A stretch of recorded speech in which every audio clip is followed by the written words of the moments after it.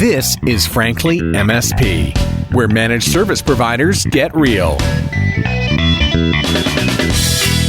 Hey, and welcome to episode 002 of Frankly MSP, the podcast for managed service providers who want to boost their productivity, efficiency, and profitability. I'm your host, Jennifer Tribe. This episode is going to be a little different than usual. Now, you're probably saying, what do you mean usual? This is your second episode. But if you listen to our first episode, you'll know we have two segments that we'll be featuring regularly. The first is What's Going On with Carl Palachuk and Richard Tubb. That's a discussion of MSP news. And there's an interview piece. Well, today, because we're in the middle of launch week and this is a very special launch episode, we're just going to hear the interview. Which is good, actually, because this interview with Larry Walsh ran a little long, but it's so good and filled with so much helpful information that I didn't want to cut any of it. Larry is the founder and CEO of the 2112 Group, an analyst firm that focuses on the channel and service provider markets. Before that, he was a technology journalist and publisher with publications like Channel Insider and Baseline Magazine. So he has years of experience following the MSP industry and all its ins and outs and trends. And I recently had a chance to chat with Larry about the 8,000-pound gorilla in all our faces, Amazon. We talked about some of the moves Amazon is making into traditional channel space and what that means for you, the MSP. You're listening to Frankly MSP. Hi, Larry. Welcome to Frankly MSP. Oh, thanks for having me. So thanks for coming on today to talk about a topic that seems to be top of mind with a lot of IT service providers these days, and that's what to do about Amazon. Is Amazon a threat? Could they be a boon to MSPs? How do IT service provider companies position themselves for success in an Amazon world? And I know you have a lot of insights in this area. Yeah, so I'm going to start by, just by saying that I am a Trekkie, so I will give the same advice that Kirk would give anyone. Prayer, Klingons don't take prisoners. And that kind of is the way that Amazon works. And I say that, it may sound a bit malicious in its intent, but it's really not. The thing that makes Amazon different is that they don't act like other companies. They're not a company that we've seen before. And that makes a lot of people nervous. And really the way that Amazon works is that they identify opportunities. They are willing to take risks. They're constantly starting from the perspective that today is the first day of a new adventure, of new opportunity. And they don't worry about failure. What they do worry about is inaction. And so they are constantly looking for new areas to which they can expand into and not just be disruptive, but be innovative. And so that is the start point for understanding Amazon, is that they're constantly trying to be a small, nimble company. One of the great lessons out of Amazon is that they have the 2 pizza rule, which is they never create teams. They were so large that they couldn't feed them with 2 pizzas. And that's really important to know for larger organizations because they tend to get bogged down by bureaucracy. But the other thing that Amazon does is that they are constantly, the first thing that they always do is they always start with the customer. And the question whenever they're bringing a new business model in or a new opportunity is the question they ask, how will this benefit the customer? And if they cannot define that benefit, they don't move forward on it. And these are things that we tend to forget within the IT industry. Whether we're talking about MSPs or we're talking about vendors, we get hung up on the technology, how great the technology is, what does the technology do, how can we add a new feature or new functionality that optimizes performance. None of that really has a direct benefit on the customer. You can't go one for one on that. What you can do, and this is where a lot of things that we see within the Amazon platform becomes a one-to-one correlation to a customer benefit. So I've thrown out a bunch of things here, but we can drill down into a few of them. But I think that the first thing to understand is that Amazon is both a threat as well as an opportunity. It's an opportunity to learn and emulate. Amazon is creating platforms and technologies that are opening up new avenues for sales and business growth for MSPs. But Amazon will roll over the market if you're not careful. Okay, so let's talk about that threat and opportunity. Now, Amazon has their fingers in a lot of different pies, and not all of them are relevant to MSPs. And now they're selling pies with Whole Foods. So what market areas in particular is Amazon in that you think MSPs need to be paying attention to? There's a lot of things that I'm watching with Amazon. I think that the penetration they get from their Kindle device is understated. I'm watching their Alexa platform and their Echo devices very carefully. Not many people make the connection on this, but Amazon wants Alexa and the Echo devices to be the interface of the Internet of Things. So the way that we treat keyboards and mice, and we have touch devices for tablets, Amazon sees Alexa and its voice devices as how we interact with the Internet of Things. They have a video conferencing platform. There are rumors, which I will say are likely true, that they are developing a office productivity suite to compete with Microsoft Office and Google Apps and Google Docs.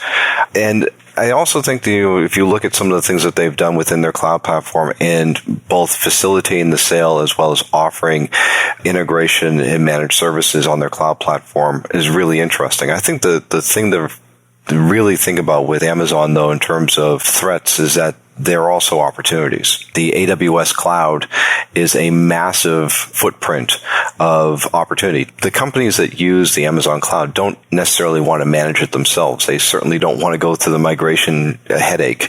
And in fact, this week or last week, whenever VMworld was, they announced that they've created a partnership to where the Amazon cloud platform is they're now able to port it to private clouds in local data centers. So there's a tremendous amount of this opportunity, of this Amazon technology that will find its way back into the realm of the MSPs by providing them something that they can touch and manage on behalf of their customers. But there's this process that Amazon goes through that always makes people nervous. We just joked about Whole Foods. As of yesterday, Amazon is now holds 3% of the North American grocery market share. And people are freaking out. And Walmart, Kroger, Safeway, they're all sitting here looking, going, oh my God, what are we going to do about Amazon? Well, Amazon's never going to hold more than 10% of the growth of that market, but they are going to be hugely disruptive in what they do in it. And it's the same thing that will happen along many axes when it comes to technology. It may look scary at first, but it actually will open up new avenues of opportunity for MSPs and other partners. Is there something that an MSP needs to be doing now to position themselves to take advantage of that opportunity as opposed to being threatened? I think about this a lot. If you look at the tools that are coming to market, such as yours, that have the capability of reaching in the clouds to provide visibility into cloud capacities, cloud operations, there's a lot that MSPs can be doing with their existing skill sets and knowledge to extend themselves into a cloud context. As I said, the days of where the customer wakes up wanting to hug their server are over. What they are looking for is companies that can come in and provide them with a superior operating experience that can help them get to a better business outcome, help them grow their businesses. And how do you do that? Well, you free them from the drudgery of doing IT, and you allow them to focus their resources and their time on the thing that they do best, whatever their business might be, is selling cars or curing diseases or building roads. It doesn't much matter. The technology that we sell, or that the vendors sell, is a means to an end. It's a tool. A server is and if you boil it down to its essence, a server is no different than a screwdriver or a hammer. It's just something that allows you to manipulate the world around you. And if we think about it in that regard, then do we really want to get up and do the drudge work of maintaining a data center, or would we as a business want to get somebody who can come in and take care of it for us? And this is where the opportunities for MSPs are. They need to start looking at first how to plug into that infrastructure and monitor and manage it on behalf of customers. And then second, I would say they need to start thinking about the world in workloads rather than technologies. So if you go back across the history of managed services, it started off as monitoring servers and monitoring switches and then monitoring endpoints. And then it sort of morphed into these hybrid type of technologies. If you look at cloud-based backups, a local appliance feeding data back to a cloud, but still somewhat akin to that server management. And then you have some of these rudimentary cloud applications like Office 365 that are really not cloud apps. They're local apps that have cloud tie into some cloud resource. So you look at all that and you say, okay, that's good. It's a nice foundation. And there are certain parts of that and the skill sets that go along with those that bring you into this cloud context, this Amazon context. The next evolution of that is going to be workloads. How do I manage processes? How do I manage applications? How do I manage the things that make the business run, not just the tools that allow that the people within a business can use? And if you ask me what the next evolution of the next generation of MSPs in the cloud is going to look like, it's going to be those that are performing functions on behalf of their customers, not just managing the underlying technology or the images within those cloud environments. You're listening to Frankly MSP. Now, Amazon itself offers a managed service to manage AWS. Do you see them trying to muscle MSPs out of the market, given that they might in the future be able to tie in, say, an office productivity suite and a video conferencing solution and bundle that all into a managed service? Yes. Yeah, that's absolutely. I mean, there's a couple of things. You ask about what Amazon is and how it works.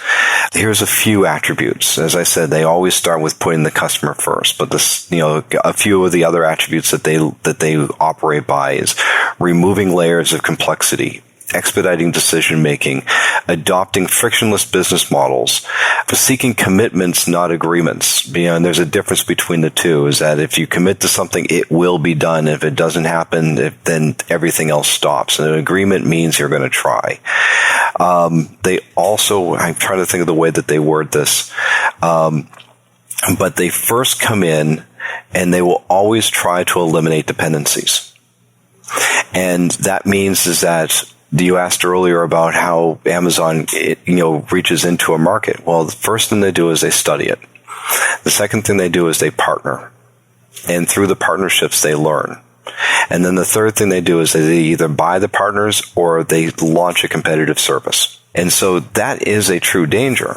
Now, is Amazon really going to muscle out 60,000 MSPs? Not likely. Are they going to target and segment the customer to get, to where they capture a certain level of the market? Yeah, they will. And in fact, the MSPs will play likely in the middle, because you're going to have low transactional business that isn't worth chasing after, that Amazon can sell through their marketplace. And then you're going to have high enterprise accounts that Amazon is going to service directly. And then there's going to be this fight for the middle. But the middle is where the MSPs will play, because they're local.